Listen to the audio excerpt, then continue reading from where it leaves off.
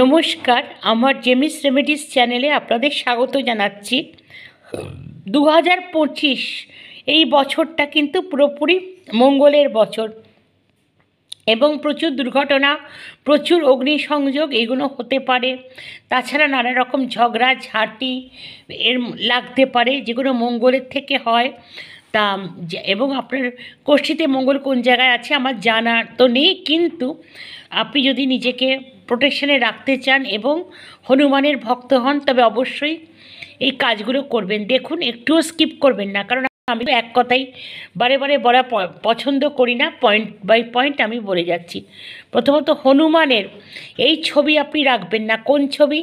যে রাম লক্ষ্মণকে হাতে করে হনুমান নিয়ে যাচ্ছেন, 1 নম্বর। 2 নম্বর হচ্ছে বুক চিরে রক্ত পড়ছে, রামচন্দ্র বুকে উনি দেখাচ্ছেন, রাখবেন না। লঙ্কা দহন করছে, রাখবেন না। আর হনুমান গন্ধমাদন পর্বত নিয়ে যাচ্ছে লক্ষণের জন্য, হাতে করে পাহাড়, এইগুলো একদমই রাখবেন না। এগুলো আপনার বাস্তুতে কিছুটা অশান্তি আরও এনে দেবে। আর আপনি কি রাখবেন তাহলে? পঞ্চমুখী হনুমান। আমি দেখলাম একজন বলেছেন বাড়িতে রাখা যায় না, ভুল। আপনি দরকারে গুগলে নেট সার্চ করে দেখুন। অবশ্যই বাড়িতে শত্রুতা থাকলে, বড় কোনো অসুবিধা থাকলে পঞ্চমুখী হনুমান রাখুন। ঢুকে সদর দরজার ভিতর দিকে রাখতে পারেন, কি সদর দরজার মাথার ওপর রাখতে পারেন, যার তলা দিয়ে বাড়ির লোকের এলে সব সময় নিজে প্রোটেক্টেড হয়ে গেলেন, রক্ষা পেয়ে গেলেন। এইটা করবেন। আর তাছাড়া হনুমান চালিসা পড়তে পারেন, সংকটমোচন অষ্টক সেইটা পড়বেন, কিন্তু চট করে কখনো বজরংবাণ পড়বেন না, সেটাও তুলসীদাসের। কিন্তু খুব বেশি গুরুতর সমস্যা না হলে, এবং এই ব্যাপারে কিছু পণ্ডিত লোক আছেন, বিশেষ করে এটা অবাঙালিদের মধ্যে খুব বেশি আছেন, তাদের সাথে কথা বলে নিয়ে পড়বেন। বজরংবাণ কিন্তু মানে পড়া উচিত না, যে আমি আরেকটু বেশি ফল পাবো, না, পড়বেন না। আপনারা করবেন, হনুমানের ছবি সবসময় দক্ষিণ দিকে রাখবেন। দক্ষিণ দিকটা আমাদের জমের দ্বার, এদিকে সাধারণত বাড়ির সদর দ্বার এন্ট্রেন্স করতে নেই, সেটা বাস্তুর ব্যাপার। আর দক্ষিণ দিকে কখনো হনুমানের ছবি রাখবেন, কখনো মানে দরজা করতে নেই, এটা বললাম। কিন্তু হনুমানের ছবি রাখতে হয়। পাশে সাদা কাগজে লাল দিয়ে রাম বলে লিখে রাখবেন, সেটা আরও ভালো। হনুমান তিনি তো রাম ভক্ত, রামের কথা লিখে রাখবেন।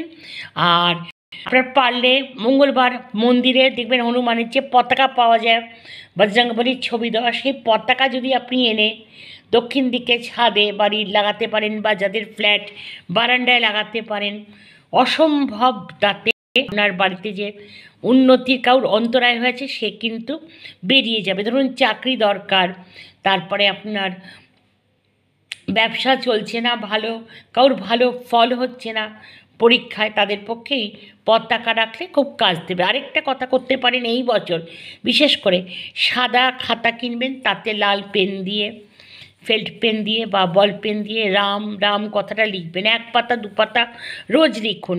এই খাতা সারা বছর দেখবেন অনেকগুলো জমে যাবে। সেই খাতাগুলো কি করবেন, এই বছর সেগুলোকে আপনার ঠাকুরের যে সিংহাসন বা ঠাকুরের যে মন্দির বাড়ির, সেখানে খাতাগুলো জমিয়ে রাখবেন। পরের বছর আপনি জলপ্রবাহ করে দেবেন, মানে কোনো প্রবাহিত জলে ওগুলো ভাসিয়ে দিতে পারেন, কোনো অসুবিধা নেই। এটাতেও দেখা যায় মানুষের জীবনে অনেক উন্নতিটা এসে যায়। মন্দিরে কি করবেন, মন্দিরে আপনি লাল বস্ত্র, মানে লাল কাপড় জামা, লাল ফুল, লাল মিষ্টি, আনার, পমিগ্রেনেট যাকে বলে, সেইগুলো আপনি দান করতে পারেন। হনুমান মন্দিরেও করতে পারেন, অন্য কোনো মন্দিরেও করতে পারেন।